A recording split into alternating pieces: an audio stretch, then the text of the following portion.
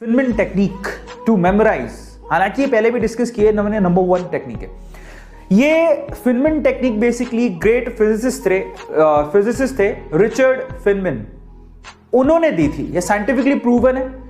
उन्होंने क्या किया था फिनमैन टेक्निक पे, जरा देखो। वो कहते थे सबसे पहले कोई टॉपिक चूज कर लो, कोई भी कर लिया, और उस टॉपिक को ना आप किसी को भी, घर पे अगर कोई बच्चा है उसको पढ़ाओ, उसको समझ में आए नहीं आए फर्क नहीं पड़ता, उसको बिठा लो और उसको पढ़ाओ। और मैं अपनी टाइम में क्या करता था कि किसी बच्चे को नहीं पढ़ाता था, इनफैक्ट मैं क्या करता था कि सामने पिलो पड़ा है, पिलो को ही रख लिया, हाँ भाई पढ़, उसको तो पीछे से चांटा भी मारोगे तब भी चलेगा, उसको कौन सा लग नहीं है, तो हाँ पिलो, वो नहीं होता सिराना, उसको रख लिया, हाँ देखो ऐसे से होता है। मैं करता था, मैं बहुत करता था। तो वो ये कहते हैं कि पहले कोई एक टॉपिक चूज करो, किसी बच्चे को पढ़ाओ, ठीक है। अब वो क्या कहता है, अब जब आप उसको पढ़ा रहे थे तो आप कहां कहां अटके वो देखो।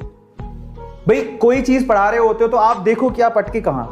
अब खुद को तो समझ में आ जाता है, इंसान खुद से तो नहीं झूठ बोल सकता, समझ में आ गया, तो खुद को समझ में आ जाएगा कि आपने मिस्टेक्स कहां करी। उन मिस्टेक्स को आइडेंटिफाई करो और उन मिस्टेक्स को फिर से रिव्यू करो। रिव्यू का मतलब आप किसी टॉपिक को पढ़ाते टाइम कहां पे अटके, आइडेंटिफाई करने के बाद क्यों अटके, कारण क्या था, क्या तुम्हें उस कॉन्सेप्ट पे क्लैरिटी नहीं थी तो टॉपिक को खोल के देखो, कॉपी को खोल के देखो जाके, या फिर जिस टीचर ने पढ़ाया था उसने कैसे पढ़ाया था उसको चेक करो।